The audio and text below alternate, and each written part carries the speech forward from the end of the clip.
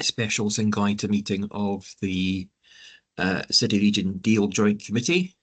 Since it's still in, well, not quite in single digits in January, can I wish you all a happy new year? And I was going to congratulate Jennifer on her MBE, but I don't think she's with us yet, so maybe come back to that at the end if she joins us. So, Mark, do we have any apologies? No, I never received any apologies. Right. Okay. Declarations of interest, transparencies.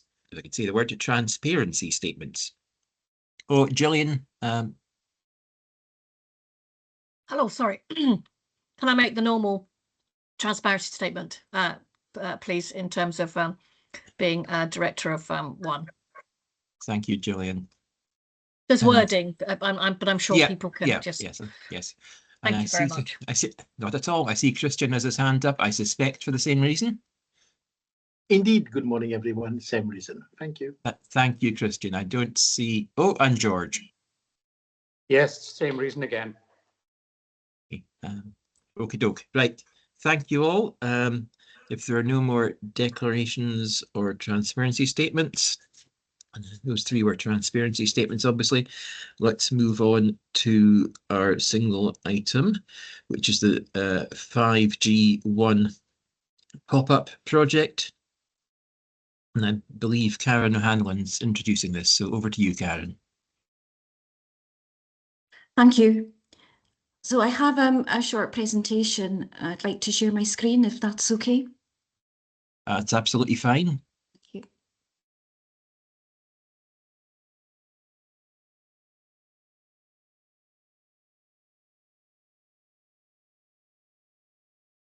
I can see that, so I'm assuming others can as well. So I'm over just to going you. to check I've got the right view. Perhaps, Lindsay, could you confirm that's the right view I'm showing? Yes, I think it is. Okay, that's super. Okay, so thank you. I'm Karen O'Hanlon, Director Digital Tech at Opportunity North East, and I'm responsible for this project. I'll present the paper, but I'm also joined by Lindsay McKenzie, who's just spoken. Lindsay's the One Commercial Director, and she's been involved in the commercial and financial aspects of the project, so she can also answer any questions on these aspects for us this morning. So just by way of introduction, I just wanted to quickly sort of run through the kind of the purpose, what the project was in the original project context. And I suppose I would start by saying that, you know, we're still confident that despite some of the challenges that we're experiencing and some of the issues that have arisen, that we can still meet the original outcomes of the project. And I think that's very important for us. We've also spoken with the Scottish Government and they're supportive, and their view has been that there is still considerable value to be gained from proceeding with the project and a lower number of the high impact demonstrations. And we're also not proposing that there'll be any change to the actual budget envelope covering the project. So in terms of the detail of the project and what's kind of led to this material change request today, I suppose it's very important to highlight first that, and I guess that many of you will know, that the 5G private network that we're talking about here and which we're demonstrating works quite differently from, you know, 5G mobile phone connectivity and other types of data connectivity. It's particularly valuable for rural areas for the reasons stated here. You know, it provides ultra fast speeds, it's extremely reliable, and it's got something called sort of lower lag times, which works even in very remote areas. And that's really important to some of the rural businesses that Opportunity North East is working with across the rural parts of the region. And this is, you know, a huge benefit to business, you know, where they can't access super fast or fast internet due to the terrain, due to challenges around distances, population density, you know, infrastructure constraints and all those things. So you know, a solution like private 5G mobile networks does have a huge value to bring. And in the case of the work we're doing and the lessons we've learned, that's been through working with one rural business, Herd Advance, who've been using infrared cameras for livestock monitoring, something that they wouldn't be able to do with their current data infrastructure. So I'll move on to the third slide. So what I've done here is I've just summarised some of the challenges. Karen, can I stop you there? I don't know about anybody else, but I'm still seeing the first slide. Oh, that's not good. Let me end and share again. Thank you. Apologies for interrupting. No, that's fine. Let me, if I... Is everyone else still seeing the first slide? Yeah, it's not just me then. I am, but I can actually click it forward. So Karen, if you could just let me know next slide, I'll click it forward for you. I'll save any time. Okay. I'll just go back then, shall I, and just cover that second slide? Or are people happy for me to jump to slide 4? Are we happy for me just to jump to slide 4? I think we are, since nobody's saying otherwise. Yep. Okay, so slide 4 summarises some of those challenges and lessons learnt. Apologies, this isn't the view I was hoping to show on the presentation. So apologies for the writing down the side. So I guess, as I've sort of said, you know, 5G is quite different. It's technology that the rural businesses haven't used before. And the businesses do need significant technical support to actually use and adopt 5G. So that's that limited technical capability within the businesses. We've also experienced a number of delays with actually getting the assessments and the installations on the ground. And this is because the sites are quite complex. You have to look at exactly where you're going to position the equipment, if it's in buildings, out of buildings, do you have access to power supplies, do you have kind of clear sort of sight lines, etc.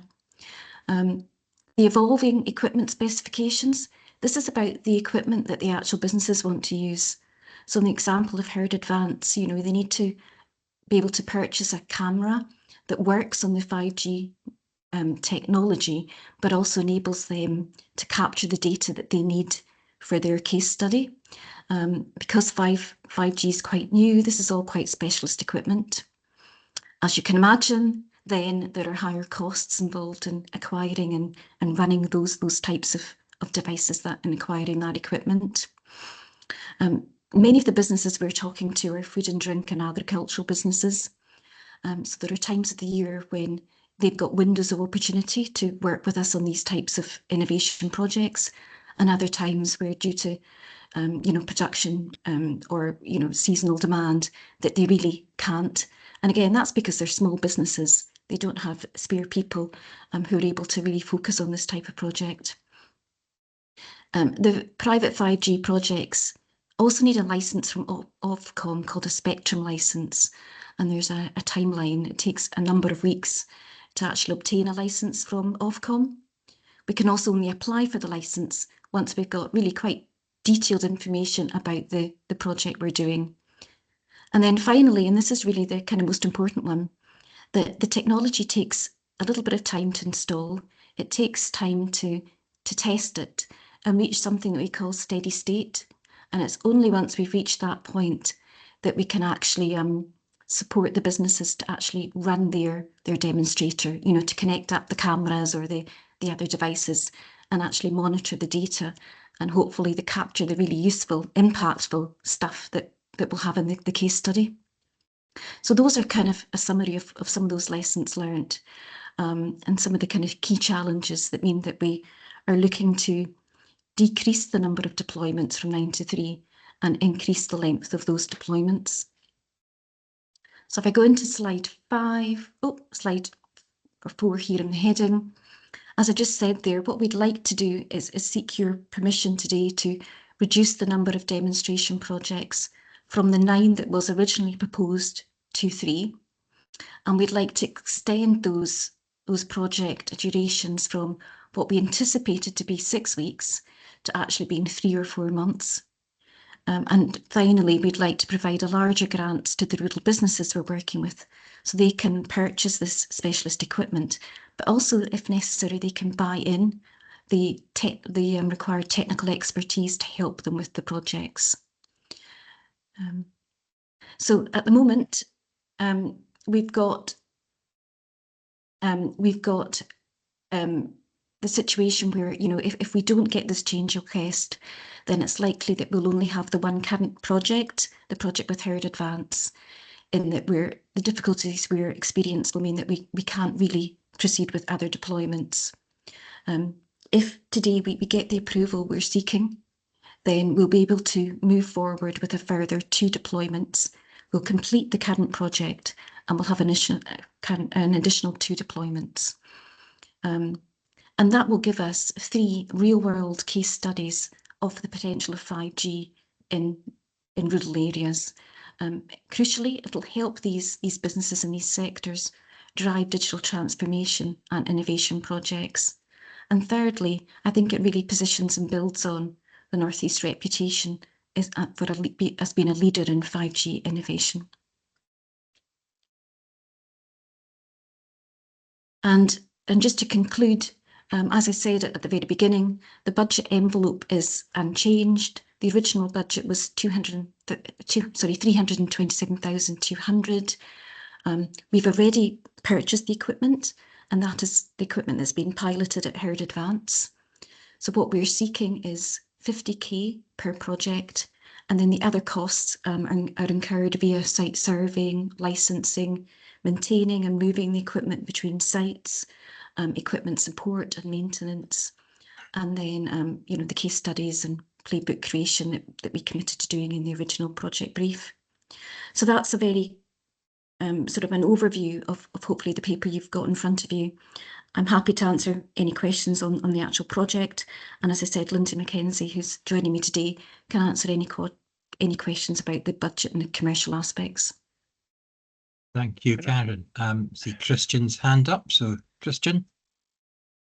Yeah, thanks very much for this. If we go into option 2, at the end of the process, where is the feedback is going to go to understand exactly how successful it was? Is it to governments? Is it to ourselves? So we have a requirement to write the case studies and to provide a kind of what do we call a playbook, a kind of guidance for businesses and region and how to implement 5G. But we are talking to and working with Scottish Government officials and providing them feedback on the project. I think, as I said, we've already had a call with them towards the end of last year about feedback from the projects, and they certainly do value the feedback and the lessons that we're learning through this project. They find it extremely helpful in terms of what they're trying to do at a national level. Fiona, can I ask a question? Oh, I think that's Syrian. Syrian. Yes, please. What are the key risks here? How big are the risks, and what are the key risks here? Karen. Yes. So at the stage we are, we reached the point in December where we felt that we weren't able to deliver the project as outlined. So we raised that at the end of last year. So I guess the risk is that if we carry on without this request, that we'll end up with the one project. So the risk is that we are unable to complete. We do one deployment, we do one project, one demonstration, and we're not spending the remainder of the budget, and we're not really looking at any projects beyond the one pilot at Howard Advance. But even in that, if I may, I mean, what are the risks? This is new technology as far as I'm concerned. I don't completely understand it, but what are the risks? So the risks for the individual business, or the risks for us as in terms of the project? Risks for both. Yeah. So for a business, for many businesses in rural sort of Scotland, they will struggle to implement some of the new technologies without really good access to some way of getting data and transferring data. So there's lots of discussion around using technology to make businesses more productive and more efficient. But for many businesses, unless they can access the internet, they won't be able to utilise and make the most of some of that technology. So the business here we're talking about, they can't, I guess, innovate their project with the camera technology unless they have superfast broadband or the 5G connectivity that we're providing them with here. So for rural businesses, there is a risk. Thank you. Can I go back to Christian, who I think had a follow-up question? Yes, he did. I had. It's been clear about what you said, Karen, but it will go back to the government for them to assess how the case studies going on. I wonder if we go for option 2, if we could add on the recommendation that it will come back to us as well for assessment. No, I think the joint committee will be interested to know what happened, and if we can take lessons from there as well. I think probably, Christian, that's a question for us rather than for Karen, but yes, I think personally, I think that's a good suggestion. Yes, and I think as well from our perspective, we're very happy to keep the joint committee updated on progress with the project. I appreciate you will have other meetings scheduled for this year. So if you think that's helpful, we'd be more than happy to provide you with a brief update or a written summary if that was helpful. Thank you. Anne. Yeah, thank you very much, and thank you, Karen. Just really for assurance, is it? It's my understanding from the reading of the report that the outcomes that we set out to achieve will be the same or indeed better in some cases, and the timeline appears to be as we would have hoped as well. But could any of the officers on the call perhaps indicate that what other work is ongoing within? Yes, someone just put the volume down. Sorry, go ahead. Jill, your mic's on. Yeah. Thanks, Gillian. Anne? Yeah, it was really just to get I will. I'll be down. Gillian, your microphone's still on. That's great. Thank you very much. Gillian, your microphone's on. We can hear your phone conversation. Anne, do you want to have another go? Yeah, thank you. Just really the assurance, and again, my reading of the report is that the outcomes will be the same or perhaps better. The timeline appears to be okay and will allow us to achieve in the timescale that we set out to. But I wonder if there's any other information about other pieces of work that are ongoing to support businesses out with this particular project. Again, it's just to give us that assurance, and if there are any updates, I would be happy to receive those, by exception if we were not on track to deliver as been described in terms of the change. Thank you. Who wants to have a stab at answering that one? Paul.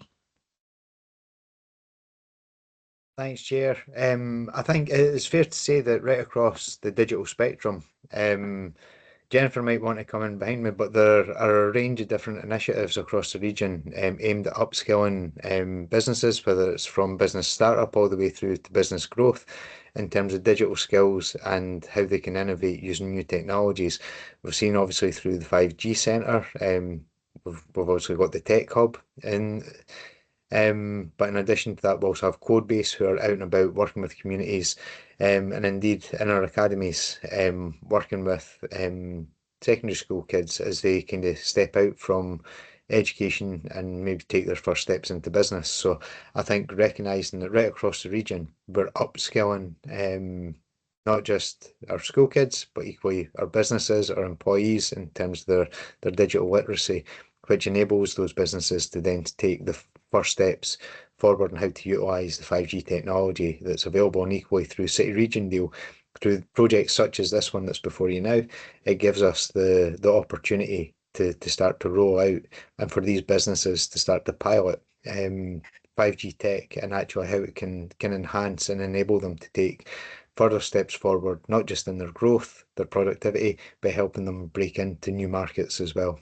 So we're accelerating innovation and growth right across the region when it comes to digital and tech. Thanks, Paul. Thanks, Chair. I see Jennifer wants to come in. Jennifer, you missed me at the start. So just congratulations from me, and I'm sure the rest of the board, on the award of an MB. I see nodding heads, so you're obviously getting congratulations all around. So Jennifer. Thank you very much. And sorry, I was having technical issues with my laptop earlier, so I joined my iPad.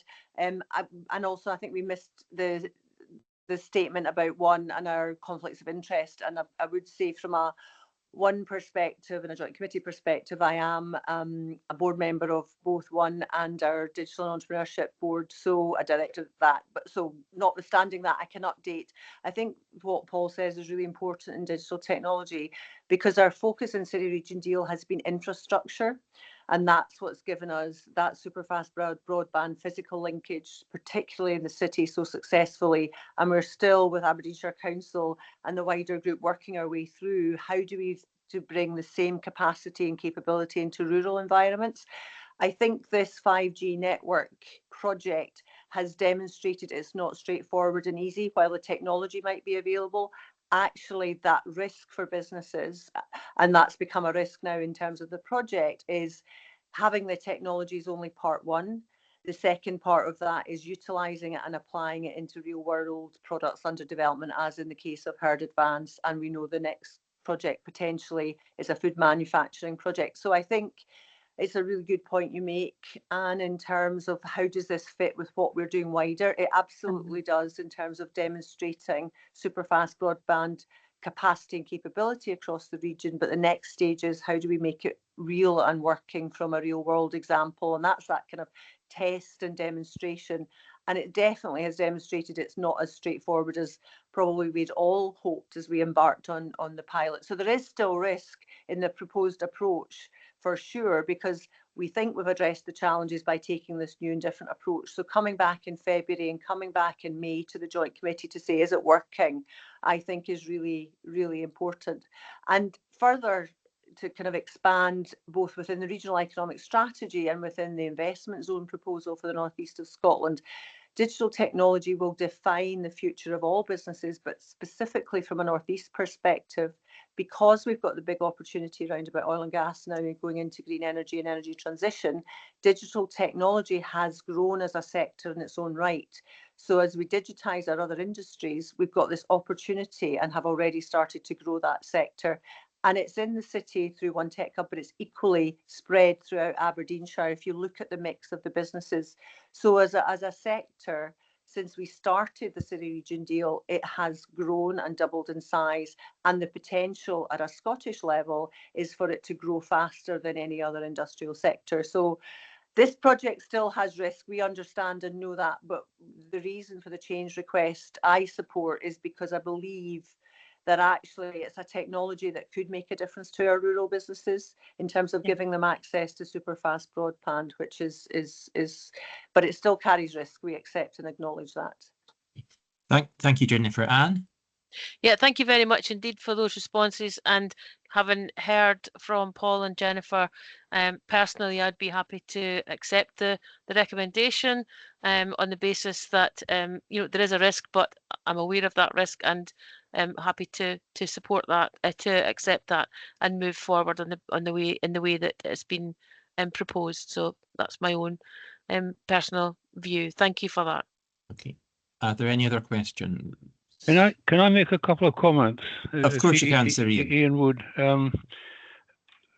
I would like to see this done as reasonably safely as possible, and if we could get a phased movement ahead. We've got reduced demo projects. A phased movement ahead, probably from 2 to begin with. So 2 to begin with, let's see how that goes, and then let's build it up from there. I don't think we should have a kind of completely open book and go ahead with a number of projects. I would rather see some safety in clear projects identified, and let them prove themselves. I think I saw Paul nodding. Oh, maybe not. Is everybody happy to proceed along, if we do agree to proceed in the way that Sir Ian has suggested? Yeah. Anne? Yeah, I'm not sure if that will achieve the delivery of the project and the timescale that we would have set out originally, or is set out within this particular paper. I think the assurance would come if things are not going on track, if things go off track, and you know, I'd be happy to accept that those reports and updates as has been suggested, so any mitigation can be put in place as and when any challenges or issues arise, and indeed we've already reduced the number of projects as Karen has outlined. So the number of projects are far fewer than what we set out to have in the first place. So I'm not sure what the impact of a phasing would have on the delivery timescale. That would be my only concern. I think if we have reports back in regular time to the joint committee, we can track it and we can monitor that. And anything by exception would be coming back anyway, I would suspect. So Thank you, Anne. that would be my kind of take on it. Thanks. Thanks, Anne. Karen wants to come back in. Karen. Thank you. I was just going to address one of Councillor Sterling's concerns. I think a phased approach could work, provided that we, if you were content for us to proceed with the first project, but also undertake the kind of assessment and survey for a second project at this stage.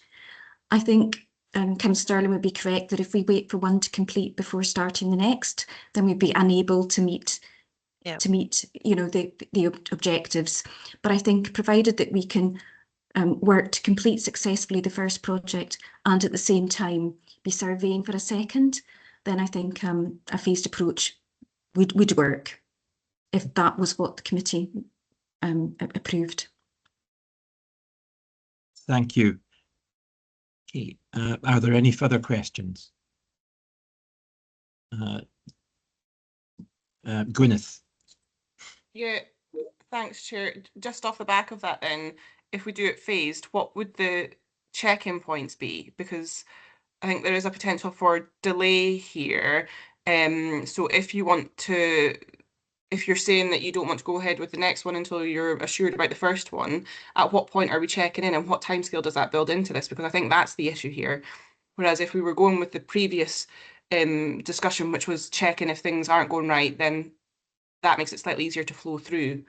And it's just more around check-ins, governance, etc., if that's the decision that we take. Karen, are you able to answer that? Oh, I see Stuart Buse has got his hands up, so we'll let Stuart come in terms of the governance. Stuart. Thank you, Councillor Yule. I think in terms of the proposal as it is, we'd probably see us come back, certainly at least through the programme dashboard, to give an update on progress. And if there was anything that was kind of coming into the risk or an issue category, that would be flagged by exception, as Councillor Sterling had said. If the preference is to go to a sort of a phased approach, that's not quite what's been laid out within the change request. So we would have to note that as being something different. In terms of those check-in points, though, my initial expectation is that we would use the scheduled joint committee meetings, which I think there is a risk there that we could see some delay because we do meet, I think, around 4 times a year. And in terms of the completion of the first project and the kind of trying to bring forward something around that second, I think it may cause some delay there. So just in terms of the change request that's been presented, I think one of the strengths in that, and certainly the feedback from Scottish Government, was that we're able to deliver within the original timescale. If we're going to look to extend that timescale, we might need to have a wider conversation around that as well, I would think, with Government. Thank you, Stuart. Are there any more questions? Here, I'm okay Sorry, with I'm okay with phasing over 2 projects to begin with.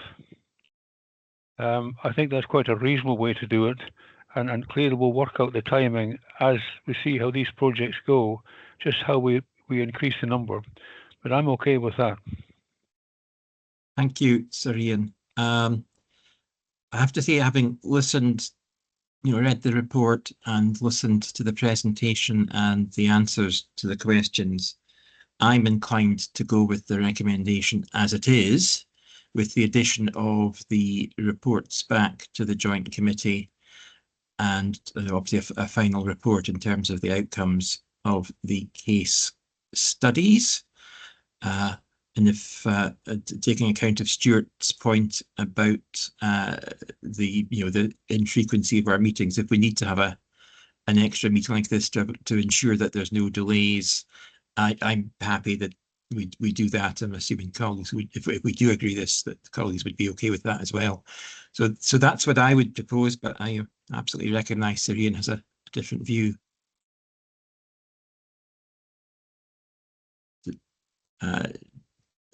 Jennifer. Yep, I think, and I believe we've done this previously, where we have sought approval as a joint committee, or we've approved subject to. So is one option to say we're approving the change request subject to progression of project 1, the survey of project 2, and an update, specifically February, specifically May, to demonstrate the project's on track. So we don't start project 3, and I don't think that will impact timescale, which I think is what I'm hearing from Karen. But if we don't start project 2 at all, that will impact timescale. We can, in May, have a more substantive discussion, and if we're not achieving what we want to achieve with this new approach, then we could come back to the joint committee and say, based on our feedback and our experience of project 1 and 2, the proposal is to either go ahead with project 3 or not. So it's still the same approval, but it's got conditionality of the outcome of project 1 and 2 before going to project 3. Okay, thanks.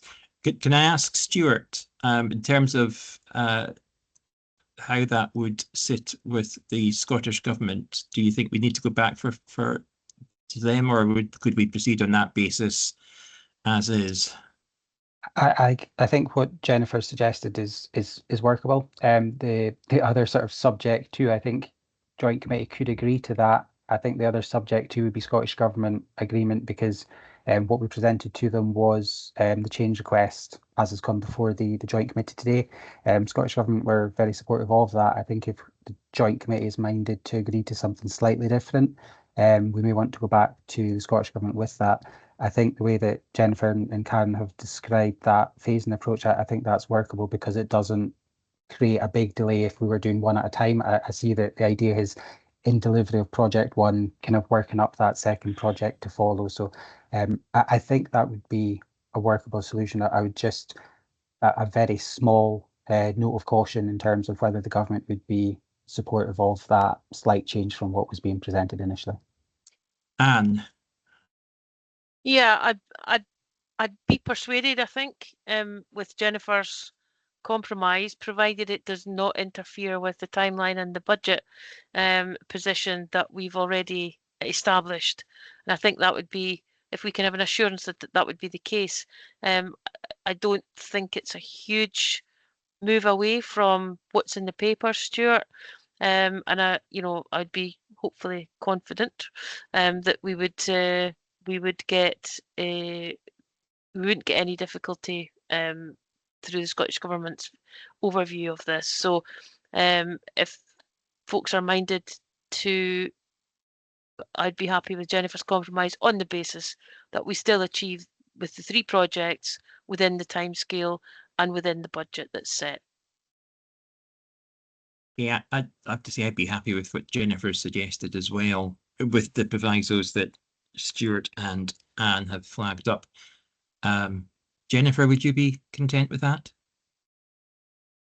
Yes, I think certainly we want this project to work, and so that's what the team are focused on doing, and I think that's what Scottish Government have encouraged us to do. But equally, acknowledging risk, that we will know that better after the 2 projects, and certainly would want to progress to a third if we don't see a way forward that's going to resolve the challenges in that time period. So I think it does work operationally from a project management perspective, and I think recognises the challenge that businesses will encounter, and the technology is not as readily available as we have in non-rural areas, which is the bit that we're trying to overcome for sure for these businesses. So yes, the intention would still be to get 3 successful projects. It just gives that check-in point back in with the joint committee to confirm and reassure we're on track, or we need to realign or reassess. Okay, thank you. Mark, have you distilled that down to, or can you distill that down to a form of words? Because we've obviously. I'll do that for a draft minute, and I'll get it circulated to Stuart for confirmation. Okay, so as I understand it, subject to nobody objecting, what we're agreeing is, as Jennifer has suggested, which includes the reports back and final report back on the outcome of the case studies, or at the end of the project. Is everybody happy with that as described by Jennifer, and as Mark is going to distill it down into some sensible English, which I failed to do? Are we happy to proceed on that basis? Agreed. I'm seeing lots of nodding heads. I'm not seeing any shaking heads. I'm taking that as agreement. Well, in which case, that concludes the business of this special meeting. I'll let you all get back to the rest of your days. Thank you for attending at fairly short notice, and thank you to Karen for guiding us through the proposal. So with that, Owen and Gillian saying thank you.